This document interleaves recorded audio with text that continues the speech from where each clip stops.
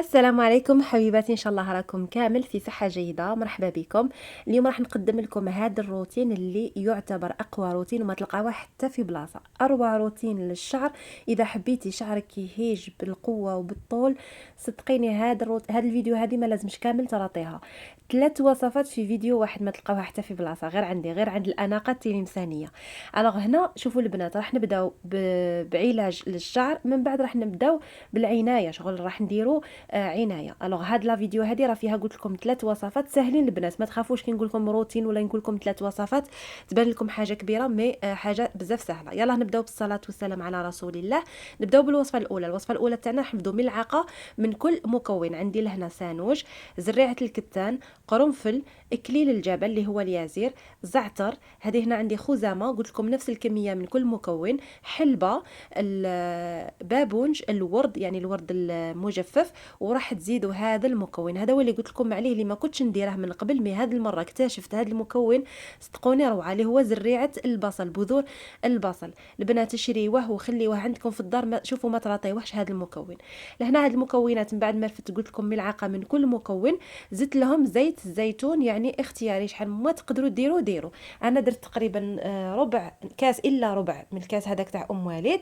تسخنوا واحد الكاسرونه تاع الماء وتحطوا فيها. شوفوا بالنسبه للريسيبيون اللي لازم تستعملوه، لا يا اما يكون اينوكس ولا يكون زجاج ولا يكون يعني فخار. المهم ما تستعملوش البلاستيك، فهمتوني؟ ما تستعملوش الالومنيوم تانيك، ما تستعملوش باسكو يطلق لكم هذوك المواد السامه.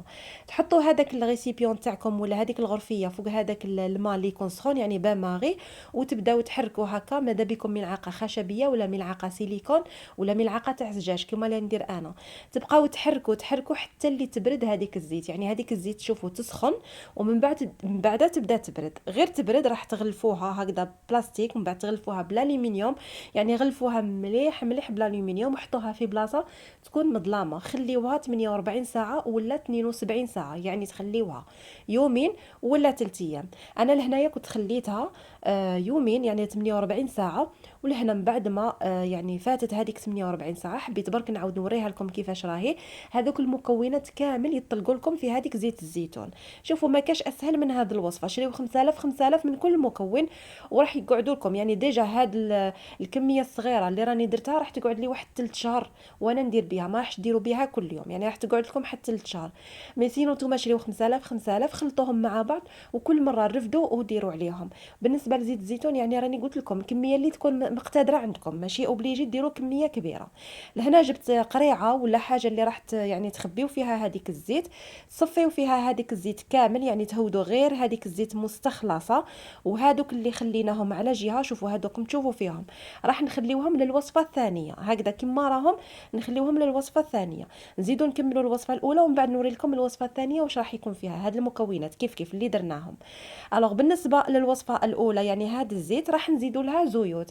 شوفوا اي زيوت يكونوا متواجدين عندكم ديروهم. انا البنات شريت هادوما من اكسيون، حبيت برك نوريهم لكم، خليتهم هكذا في العلب تاعهم بالعني باش نوريكم لومبالاج تاعهم. اللي حبيت تشري منهم زيوت ما شاء الله، هاد الماركه هذه ما شاء الله يعني الزيوت تاعهم شابين. واش راح نستعمل؟ راح نستعمل زيت الارغان، زيت الجوجوبا. شوفوا سقسيو على هاد الزيوت، يعني بحثوا عليهم وسقسيو. زيت الارغان، زيت الجوجوبا، وزيت الخروع. راح ندير حوالي ملعقه، كما شوفوا الملعقه اللي درناها تاع المكونات الاخرين الجافه، هكذاك راح ديروا ملعقه، يعني ملعقه من كل زيت. تقدروا ديروا زيت الخروع، زيت اللوز، زيت الخزامه، زيت القرنفل، اللي يكون متواجد عندكم زيت ديروها. يعني تقدروا ديروا حتى 7 زيوت تخلطوهم في هاد الخلطه هذه. انا درت ملعقه من كل مكون هكذا كما راكم تشوفوا.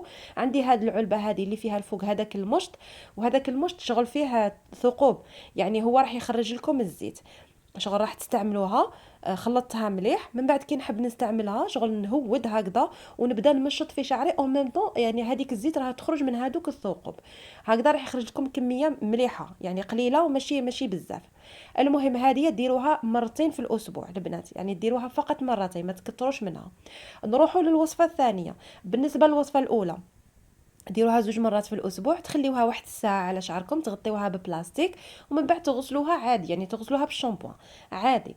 لهنايا البنات هذوك المكونات اللي كنا خليناهم وصفيناهم نغليهم هكذا بشويه تاع ما، خليهم يغليو واحد ال5 دقائق هيدك، يعني يغليو يطلقوا هذيك الصفوريات تاعهم. لهنا واش راح نخلط معاهم؟ راح نخلط معاهم السدر المطحون. يا لو كان ديروه كل جمعه البنات. اول حاجه السدر مليح بزاف بزاف للشعر، وثاني حاجه رقيه، يعني السدر فيه رقيه. دونك نتوما واش راح ديروا؟ راح تغليو هذوك المكونات، يعني تقدروا ما في ساير الايام تجبدوا شويه كميه قليله من هذوك المكونات، يعني ماشي كامل هذه الكميه اللي درناها، تجبدوا كميه قليله تغليوها وترونوا بها يعني هذاك السدر. بالنسبه للسدر الطريقه الصحيحه للاستعمال تاعي، يعني بزاف بنات يغلطوا فيه وراح يعني يسبب لكم ضرر، يعني يطيح لكم شعركم اوليو راح يقويه لكم. اول حاجه ما راحش يديروا هكذا جاري، شوفوا هكذا كما راكم تشوفوا فيه لازم يكون جاري كامل جاري. وثاني حاجه كي يدهنوه على شعرهم يخليوه حتى يبس، يعني حتى يبس فوق الشعره، هو يبقى ينحي في الشعره. دونك نتوما كي ديروه خليوه على شعركم يعني ماكسيموم نص ساعه، ما تكثروش، ما تخليوهش فوق نص ساعه، يعني غير هكذاك تديروه فوق شعركم. نهار اللي ديروا الوصفه تاع السدر ما ديروش الوصفه تاع زيت الزيتون، نورمالمون راكم فهمتوني. يعني ديروا هذيك تاع زيت الزيتون 2 مرات في الاسبوع، كل جمعه ديروا هذه الوصفه تاع السدر، خليوها نص ساعه على شعركم، من بعد غسلوا شعركم عادي. هنا نروحوا للوصفه الثالثه. شوفوا الوصفه الثالثه بزاف سهله.